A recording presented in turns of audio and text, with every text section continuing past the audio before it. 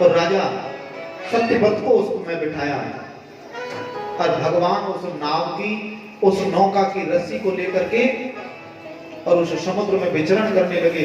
समुद्र ने मर्यादा त्याग दी और जैसे ही समुद्र ने मर्यादा को तोड़ा तो इस संसार को जलमग्न कर दिया।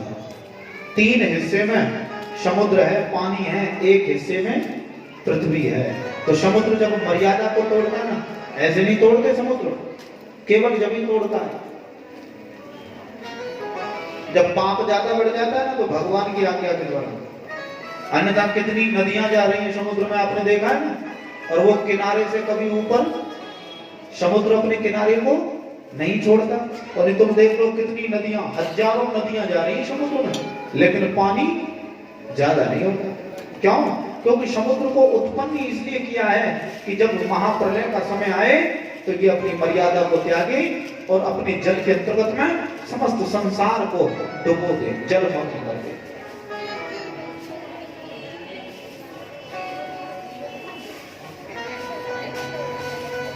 परीक्षित जी महाराज कहने लगे, हे राजन, ये सुखदेव जी महाराज कहने लगे, हे राजन, राजा सत्यव्रत को महाप्रलय के दर्शन कराए।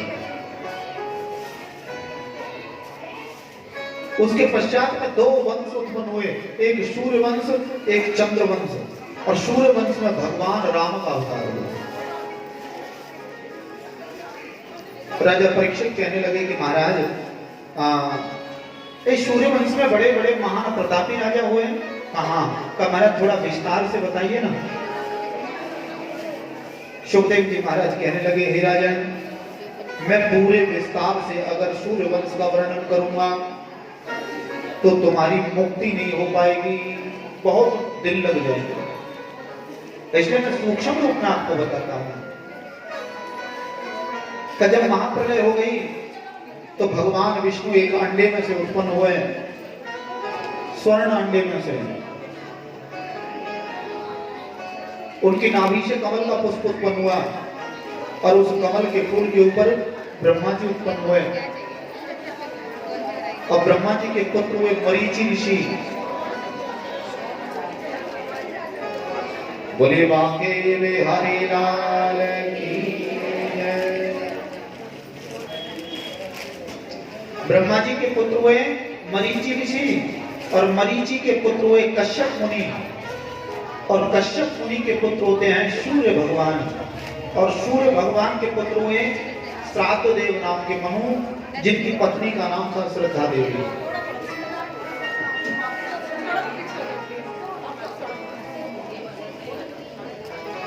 उनसे एक कन्या उत्पन्न हुई थी जिसका नाम था इला, और उस कन्या के नाम से हमारे खंड का नाम इलावृत खंड रखा गया।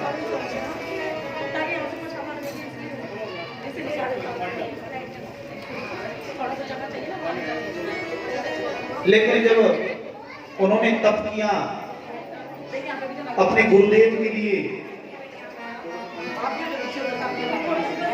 और जब तप किया तो उनके गुरु कौन है? वशिष्ठ मुनि।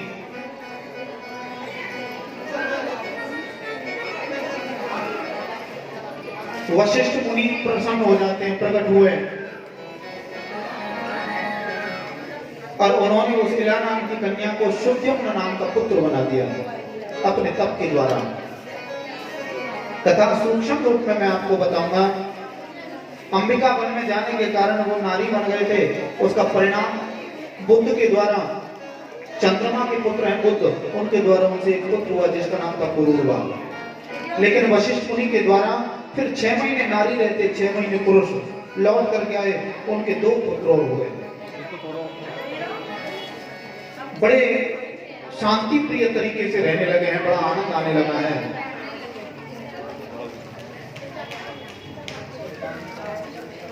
इधर श्रातदेव नाम के जो मनु हैं, उनसे और संतानें उत्पन्न हुई। और संतानों में क्या?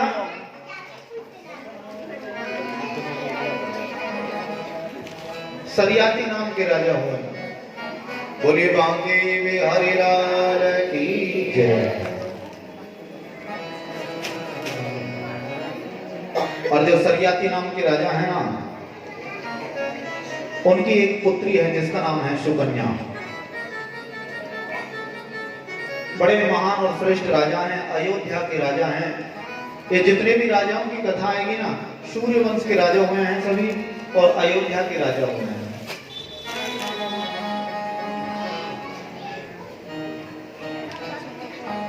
सरियाती जी महाराज एक दिन अपने मन में विचार बना रहे हैं का क्यों ना हम थोड़ा वन में भ्रमण करके आए हैं, अपनी पत्नी, अपने सैनिकों और अपनी पुत्री सुकन्या के साथ ना, और वन में भ्रमण करने के लिए चले जाते हैं। राजा सरियाती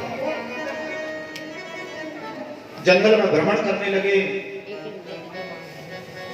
संयोग से चमन ऋषि का आश्रम है, वहीं उसी आश्रम में भ्रमण करने लगे हैं। इधर सुकन्या अपने पिता को छोड़ करके थोड़ा अलग हो जाती है, और अलग होकर के उसने क्या देखा, एक मिट्टी का ढेर बना हुआ है, और उस मिट्टी के ढेर में से क्या, दो जुगनू चमक रहे हैं। सुकन्या जानती नहीं थी, उसने क्या किया, एक तिनका लिया और उन जुगनुओं की तरफ कर दिया। जैसे वो जुगनुओं में तिनका किया तो उनसे रक्त की धार निकलने लगी, रक्त निकलने लगा, खून निकलने लगा। ऐसा क्यों? कब वो मिट्टी का जो ढेर था ना, वो कौन था? वो चमन ऋषि थे। हजारों वर्ष बीत गए तपस्या करते करते चमन ऋषि को, शरीर को दीमक खा गई, मिट्टी का ढेर बन गया। और जो दो जुगनू थे वो कौन थे? वो चमन ऋषि के दो नेत्र हैं, और जब वो नेत्र फूटे तो उसमें से रक्त निकला, खून निकला। सुकन्या डर गई, जाकर के अपने पिता को नहीं बताया कि मैंने ऐसा किया है ना। पिताजी ने जब वन को भ्रमण कर लिया, वन में घूम लिए, वन विहार करने के पश्चात में रथ में बैठ करके अपने महल की ओर जाने लगे, अयोध्या की ओर जाने लगे। और जैसे अयोध्या की ओर जाने लगे, रास्ते में घोड़ों ने चलना बंद कर दिया, रुक जाते हैं। राजा बड़े परेशान हो गए, तो क्या हुआ? का पता नहीं महाराज, ये घोड़े आगे की ओर नहीं चल रहे। इधर कुछ गांव के लोग आए, का महाराज आप कहां से आए हो? का यहीं पर भ्रमण करके आए हैं। का महाराज ये चमन ऋषि का आश्रम है, कहीं तुमने किसी ने चमन ऋषि का अपराध तो नहीं कर दिया? हमने देखा तो नहीं है उनको, परंतु हमारे बुजुर्ग थे ना जो, वो बताते थे कि इस आश्रम में मत जाना, यहाँ कहीं छिप करके चमन ऋषि तपस्या कर रहे हैं, कहीं तुमसे उनका अपराध ना हो जाएगा। राजा ने कहा हमने तो कोई अपराध नहीं किया। सैनिकों की तरफ देखा, मंत्रियों की तरफ देखा, सबने मना कर दिया, महाराज नहीं हमने तो कुछ नहीं किया। लेकिन सुकन्या अपने नेत्रों को नीचे की ओर करती हुई अपने दाहिने पैर के अंगूठे से जमीन को कुरेदते हुए लज्जित होकर के अपने पिता के सामने गई। कहे पिताश्री, ये पाप मुझसे हुआ है। का क्या किया? का मैंने उनके नेत्रों को फोड़ दिया। का दुष्टा, तेरे कारण पूरे राज्य को इसका परिणाम भोगना पड़ता, तुम्हें बताया क्यों नहीं? वहीं का महाराज मैं डर गई थी। का दुष्टा, तू डर गई थी? राजा ने हाथ को पकड़ा और चमन ऋषि के आश्रम की तरफ खींचते हुए ले जाता है, जाकर के चरणों में गिर दिया। का महाराज आपका अपराधी आपके सामने आया,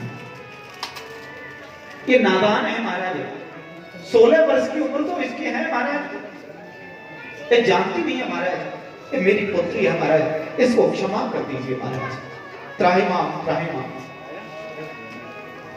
चमन ऋषि ने क्या कहा? हे राजन, तुम्हारे क्षमा मांगने से हमारे नेत्रों की ज्योति वापस नहीं आएगी।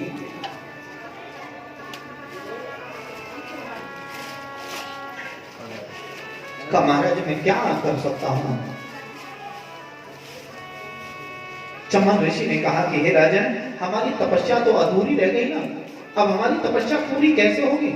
हमारी देख रेख कौन करेगा? हम तो देख ही नहीं सकते।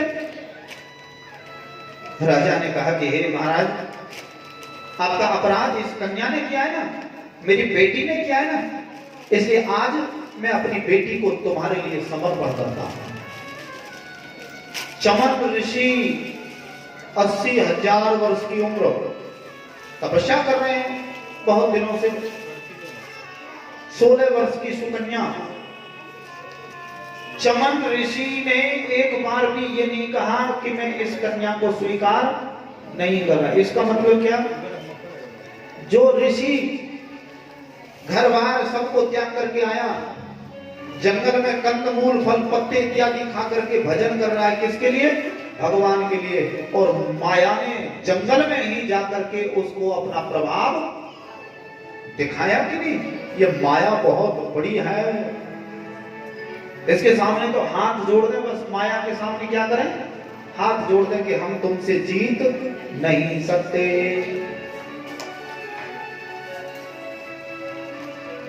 सुकन्या को स्वीकार कर लिया चमन ऋषि ने,